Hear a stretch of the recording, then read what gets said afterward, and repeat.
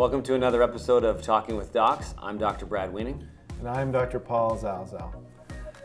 Brad, we have a different topic today.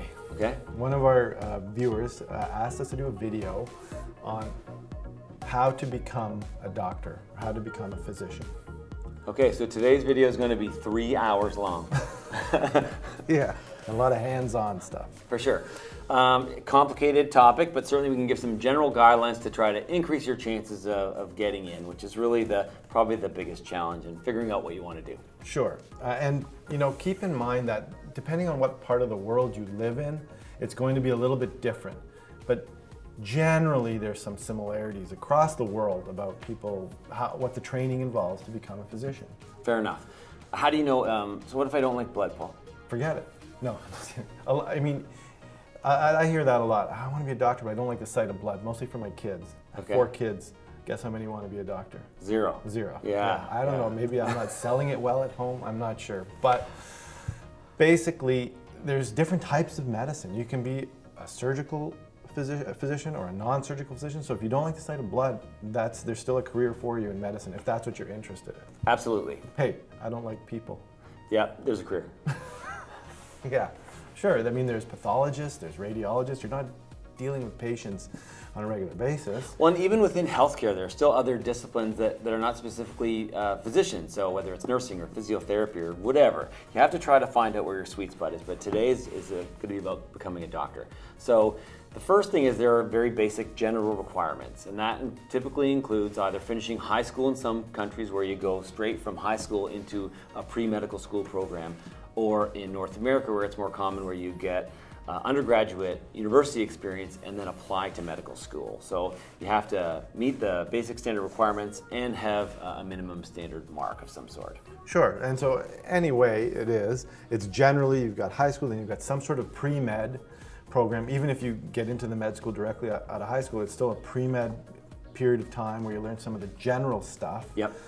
And then there's medical school, which is 3 or 4 years long, usually. And at the tail end of it, there's something called a clerkship, where you're out of the classroom and you're in the hospital now. You're learning on the go, you're following along with other physicians, other residents, and really on-the-job learning, early on-the-job learning, and that transitions to residency. And I would say for me, looking back at my career, there are 2 main challenges to medicine being successful. The first massive one is getting into medical school, and then the second one is just surviving the marathon that is your entire training. So the first one is overcoming the overwhelming odds against you of getting in. When I applied to medical school, there were 4,000 applicants. They gave 400 interviews, and that was for 100 spots.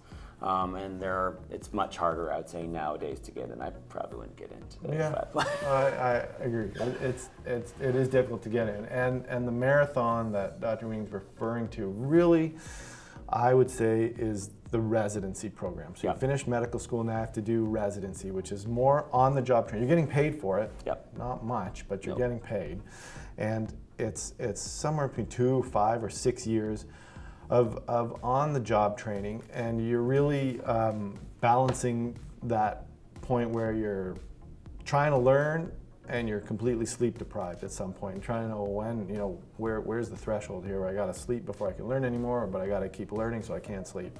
But it's really glamorous. Yeah, really, like on TV? Just like on TV, it is totally like that. Not like that. It's hard work. But that's residency, and then once you're done your residency, you have your degree and your specialty, and then you can, if you want, do some more subspecialty training in fellowship, called a fellowship. Did you do any fellowships? I did, yeah. So I did 1 extra year at the end of residency just on hip and knee revision, so how to redo hip and knee replacements. Okay, so rewind. Yeah. What was the process for you? You're in high school. So I finished high school, and so when I was a kid growing up, I don't know why, but my parents tell me that I always wanted to be a doctor. I did not have any doctors in my family. My mom was an operating room nurse, and I suspect that's probably where the influence came from.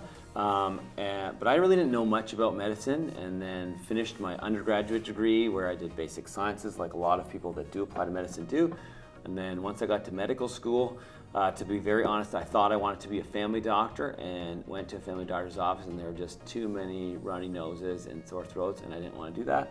And then ultimately when I saw surgery, I thought I would like the idea of surgery being able to fix something rather than manage it.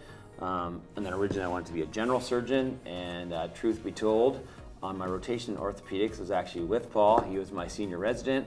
Not that I'm that much older or anything, it's just the way it The played camera out. adds 5 to 10 years.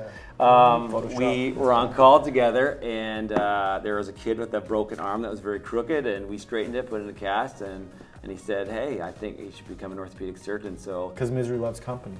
he gets both the credit and the blame for my career choice. Yeah, I do remember that. Yeah. That night of call. It was a lot. But it is very rewarding. That just goes to show how rewarding. Absolutely. Because you can affect an instant change that can make someone's life a lot better right in that time. And that's sure. that's why we love orthopedics, because it is something's broken, we fix it, and usually you're better, which you can't say in a lot of areas of medicine, but Yep. that's just the way it is in orthopedic surgery. I had a different route. My sister became a family physician, so I watched her go through medical school, and I loved flipping through her books and learning stuff there. But my dad was an engineer, so he was always like, you gotta do engineering, you gotta do engineering. So I did mechanical engineering, and then did a master's in engineering, and then went to medical school after that. Yeah. Which is probably the longer way to go if you want to become a doctor, but for orthopedics, I love it because I have some engineering background, which helps me in my research and my orthopedic career. And the nice thing is you don't have to decide early. You do have to unfortunately make a decision early on if you're going to try to get into medical school, because you have to work hard, you have to pick the right courses, and you need to get good grades. But once you're in medicine, you do not have to decide what kind of a doctor you are until you're done medical school. So that's a process where you get exposed to a lot of different specialties, and then you kind of pick and choose, and you can kind of streamline your own education that way. Yeah, absolutely, because it's your residency really that dictates what kind of physician you're going to be, depending on what residency program you get into. And you can do medical school in one country and then go do residency in another country. So there is a lot of latitude there once you finish your medical school. Yeah, and the requirements, the rules, the regulations, certainly they vary country to country, state to state, province to province in Canada. So obviously make sure you look into all of that kind of stuff before you get the process Yeah, rolling. depending on where you live in the world. Get a mentor if you can. I think that's a great idea if that's possible. Spend some time either working with someone or shadowing someone, or even just talking to somebody about what medicine means to them. Have a chance to ask some questions in an informal setting. Yeah, that goes a long way, absolutely, because then you really can get a feel for what it's going to be like in that subspecialty. But the bottom line is you have to study really hard and get good marks. Now stop watching this video. Get You studying. gotta go study right now. Okay, so if you like this video, please like it on YouTube or subscribe to our channel. And remember, you are in charge of your own health and your own career path. Good luck.